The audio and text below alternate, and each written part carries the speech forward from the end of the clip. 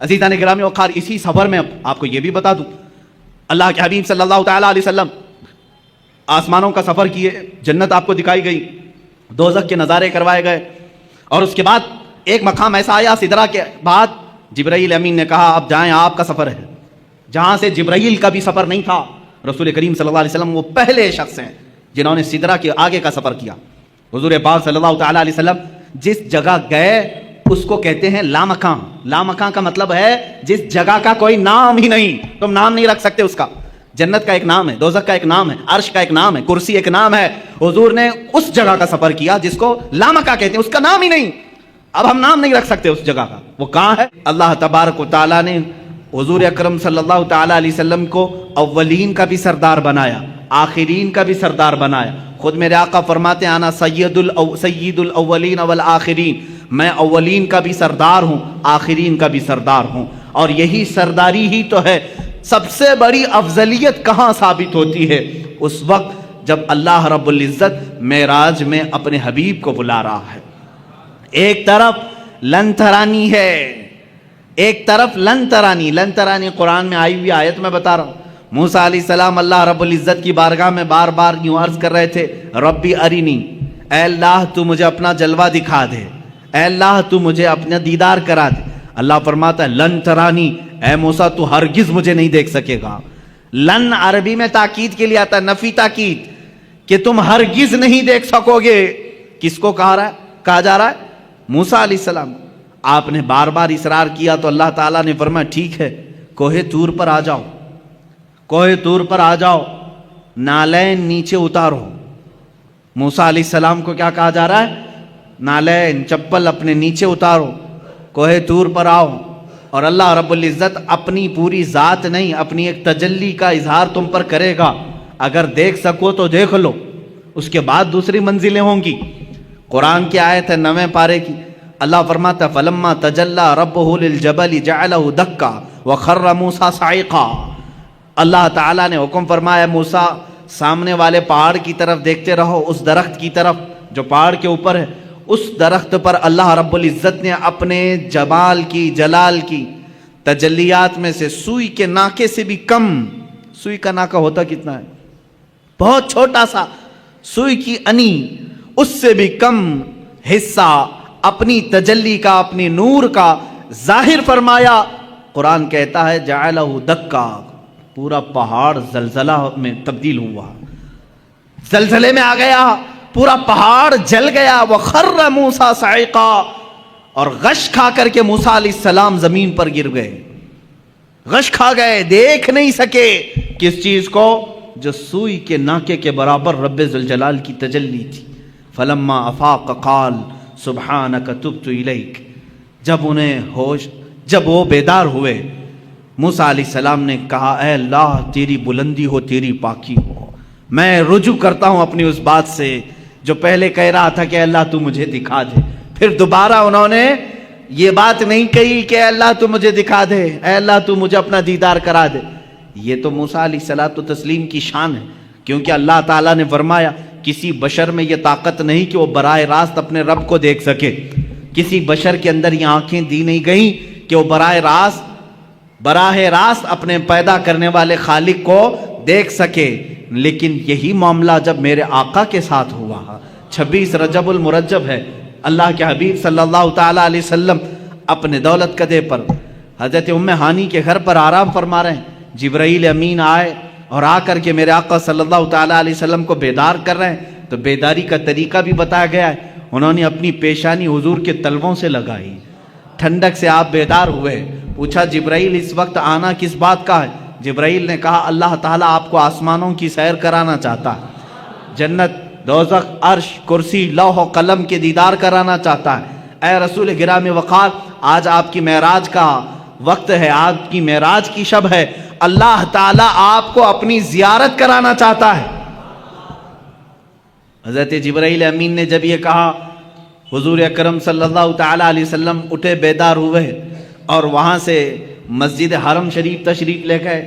براق آپ ہی کے لیے بنائی گئی سواری، اس پر اس سے پہلے نہ کوئی سوار ہوا، نہ ان کے بعد کوئی سوار ہوا۔ یہ حضور کی خصوصیات میں سے ہے۔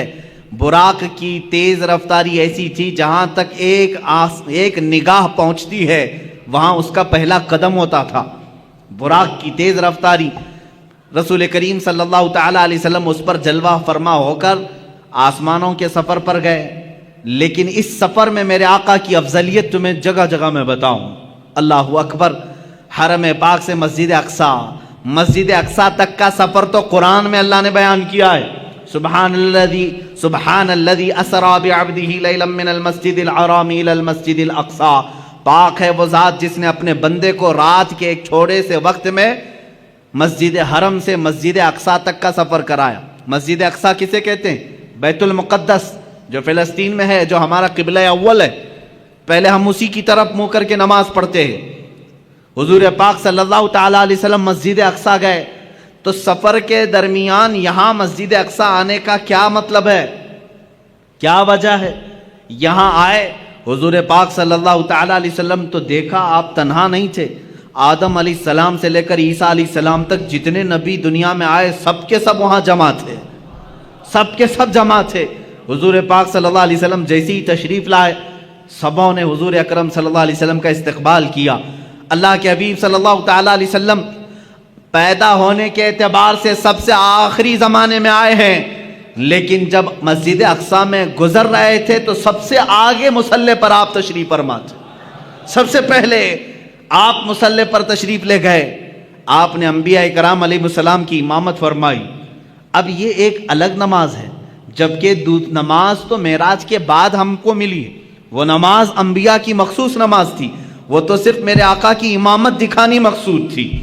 اس نماز کو نہ میں جمعہ سے تشبیہ دے سکتا ہوں نہ عید سے تشبیہ دے سکتا ہوں, اس لیے کہ نہ دنیا میں ایسی کوئی نماز ہوئی ہے نہ ہوگی جس کا امام سید الانبیاء اور مقتدی سارے رسول سارے انبیاء. ایسی نماز کہاں؟ وہ خود اپنی اپنی شریعتوں کے مالک, اپنی اپنی امتوں کے آقا, لیکن آج میرے نبی کی اقتداء میں مقتدی بنے ہوئے تھے. لیکن اس نماز کا ایک الگ حال ہے. حضور نے امامت فرمائی. امام ہی خطبہ دیتا ہے یا نہیں؟ جمعہ میں جو نماز پڑھایا وہی خطبہ دے رہا ہے, عید میں جو نماز پڑھایا وہی خطبہ دے رہا ہے. لیکن اس نماز کا حال ایسا نہیں تھا. حضور نے امامت تو فرمائی, خطبہ سب سے پہلے آدم علیہ السلام نے دیا, پھر ابراہیم علیہ السلام نے دیا, پھر اسماعیل علیہ السلام نے دیا, پھر موسیٰ علیہ السلام نے دیا, پھر عیسیٰ علیہ السلام نے دیا. کئی انبیاء کرام علیہ السلام خطبہ دے رہے تھے. یہ کیا خطبہ تھا؟ ہر نبی آتے تھے محمد عربی صلی اللہ علیہ وسلم کی تعریف بیان کرتے تھے. میرے عزیزوں, پھر کہتے ہو مولود کی محفل شرک و بدعت ہے. ان انبیاء کرام کو کیا فتویٰ دو گے جو نبی بازو بیٹھے ہیں اور ان کی تعریف میں وہ مدح سرائی کر رہے ہوں؟ حضور پاک صلی اللہ تعالی علیہ وسلم کی تعریف بیان کرنا یہی تو مولود کی محفل ہے, یہی تو میلاد کی محفل ہے. میلاد کی محفل میں مجھے بتاؤ کیا گانے بجانے ہوتے ہیں, کیا ڈھول باجے ہوتے ہیں؟ یہاں سیرت مصطفیٰ بیان کی جا رہی ہے. یہی تو ہم بیان کر رہے ہیں. اللہ کے نبی سب سے اعلیٰ ہیں, سب سے افضل ہیں, سب سے اشرف ہیں, سب سے اکرم ہیں. حضور کی تعریف بیان کرنا یہ تو معراج کے سفر میں انبیاء کی بھی سنت ہے. مسجد اقصی میں سارے نبیوں نے خطبہ دیا. وہ کتنا وقت لگا ہوگا اللہ ہی بہتر جانے, اللہ ہی بہتر جانے. نبیوں کی طاقت و قوت اپنی جگہ پر, اس کو آپ گیس نہیں کر سکو گے. اللہ نے نبیوں کو کیا طاقت دی ہے, کون سی قوت ہے. یہاں لوگ حضور کی طاقت ناپنے کی کوشش کر رہے ہیں, دوسرے نبیوں کی طاقت ان کا اندازہ نہیں کر سکو گے. نماز ادھر پڑھائی, جلسہ ختم ہوا, حضور پاک صلی اللہ علیہ وسلم پھر سفر پر روانہ ہوئے. کہاں؟ اب آسمانوں کا سفر تھا. جبکہ فرمایا گیا ہے آسمانوں کا سفر براق پر, اور وہ بھی تیز رفتار براق. لیکن حدیث میں یہ ملتا ہے میرے آقا صلی اللہ تعالی علیہ وسلم پہلے آسمان پر جب پہنچے, دروازہ کھٹکھٹایا گیا. آسمان کا دروازہ ہے, یہ اللہ بہتر جانے. فرشتوں نے دروازہ کھولا اور جیسی پہلے آسمان پر آپ گئے, میرے آقا فرماتے میں نے آدم علیہ السلام سے ملاقات کی. کس سے؟ آدم علیہ السلام سے ملاقات کی. آدم علیہ السلام وہاں استقبال کے لیے تھے. ہر آسمان پر اللہ کے نبی صلی اللہ علیہ وسلم نے ایک ایک نبی سے ملاقات کی.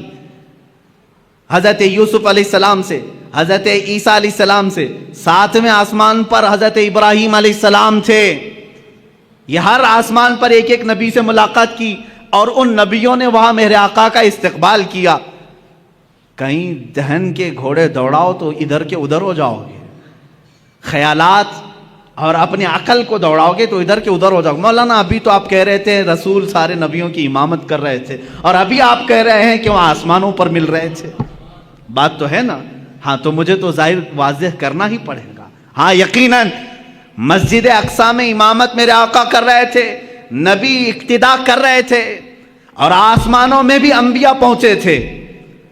حضور پاک صلی اللہ تعالی. اب یہاں کہیں ایسی تو بات نہیں کہ حضور کی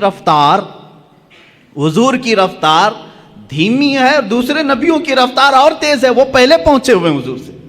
یہ خیال آئے گا، کوئی یہ سوال کرے گا؟ دوسرے رسول تو میرے نبی سے پہلے پہنچ گئے تھے آسمانوں پر، حضور تو بعد میں آئے. میرے عزیز، یہ سفر کو تمہیں سمجھنا ہوگا. یہ سفر عام سفر نہیں ہے، عام سفر نہیں ہے. یہ سفر ایسا ہی ہے جیسا کوئی دولہا اپنے گھر سے نکلتا ہے. دولہا جب اپنے گھر سے نکلتا ہے، کیونکہ ہم نے شروع سے دیکھا ہے اس سفر کو. دیکھتے ہیں آپ، جیسے ہی آپ دولہا بنے، ہمارے ہاں گھوڑوں اور گھوڑیوں کا رواج تو ہے نہیں. یو پی وغیرہ میں آپ جائیں گے تو آج بھی دولہے گھوڑی پر بیٹھتے ہیں سنور کر کے. ہاں، آپ وہ گھوڑی پر بیٹھتے ہیں اور آپ یہاں گاڑی پر بیٹھتے ہیں. بات ایک ہی ہے. جیسے ہی دولہا سج کر سنور کر تیار ہو کر گھر سے نکلتا ہے، ماں باپ ہوتے ہیں، رشتہ دار ہوتے ہیں، کھڑے رہتے ہیں، بھائی بہن. گھر سے جب دولہا رخصت ہو رہا ہوتا ہے، گاڑی میں بٹھانے سے پہلے اس کا صدقہ اتارا جاتا ہے. اور جب دولہا بہت خوبصورت لگتا ہے، ماں کہتی ہے سبحان اللہ، باپ کہتا ہے سبحان اللہ، بھائی کہتے ہیں سبحان اللہ. کہنا بھی چاہیے، اللہ اس کو نظر سے محفوظ رکھے. دولہے کو دیکھ کر کہتے ہیں سبحان اللہ، بہت اچھا لگ رہا ہے، ماشاء اللہ بہت اچھا لگ رہا ہے. کہتے ہیں.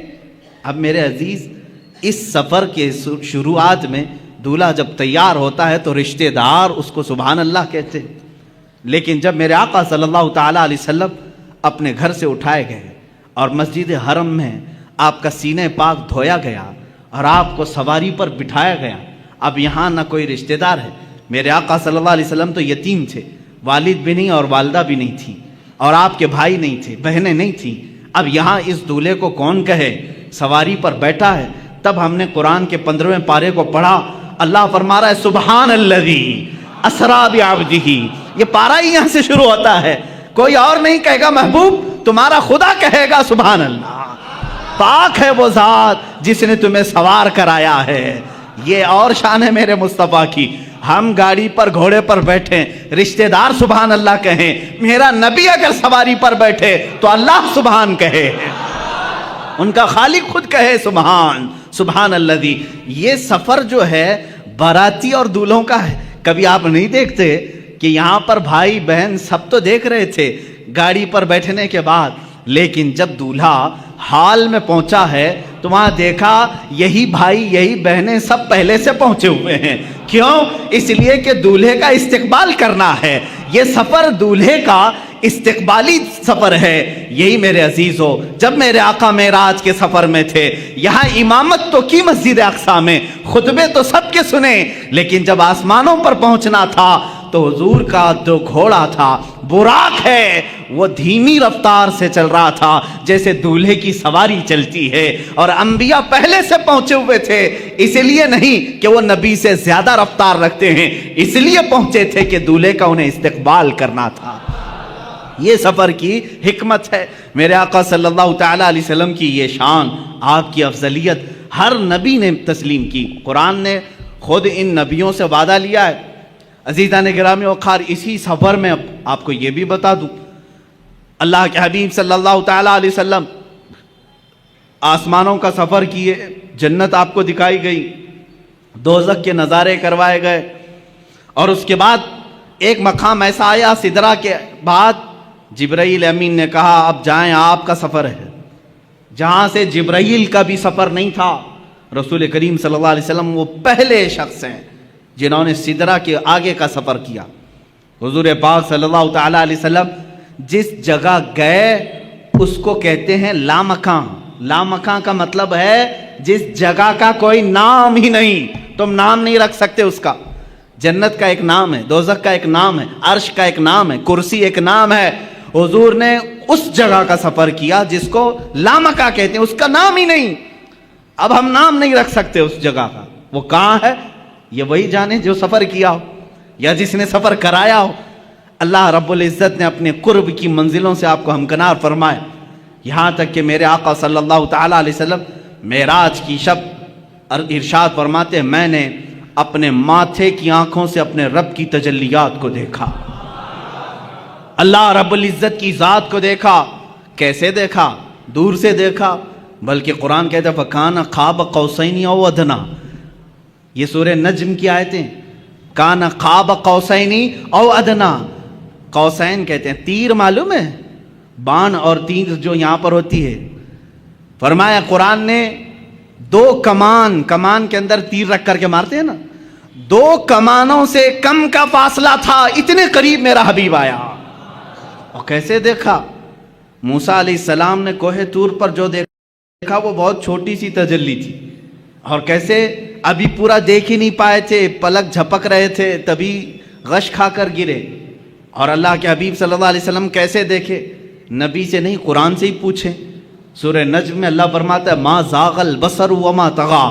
ऐसा देखा हबीब ने कि ना कभी आंख झपकी ना पलटी, अपने रब को देखते रहे। लक़द रआ मिन आयाति रब्बिहिल कुबरा, अपने रब की निशानियों को देखते रहे जैसे पूरी आंखें खुली रख करके कोई देखता है। कौन ये? किसने देखा? ये मूसा से पूछे कोई। किसने देखा?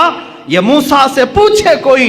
आंख वालों की हिम्मत पे लाखों सलाह। इसीलिए मेरे आला हजरत ने फरमाया है, अब रसूल पाक सल्लल्लाहु ताला अलैहि वसल्लम ने ज़ाते खुदाबंदी को अपने माथे की आंखों से देखा था। अब यहाँ मूसा अलैहिस्सलाम के दरबार में मैं फिर आता हूँ। मूसा अलैहिस्सलाम ने बहुत छोटी तजल्ली देखी, लेकिन कमाल, इतनी तजल्ली देखने के बाद भी ये कमाल था कि रिवायात ये बताती है मूसा अलैहिस्सलाम की अब आंख में आंख डाल करके कोई देख नहीं सकता था, इतना जलाल था, इतना जलाल था।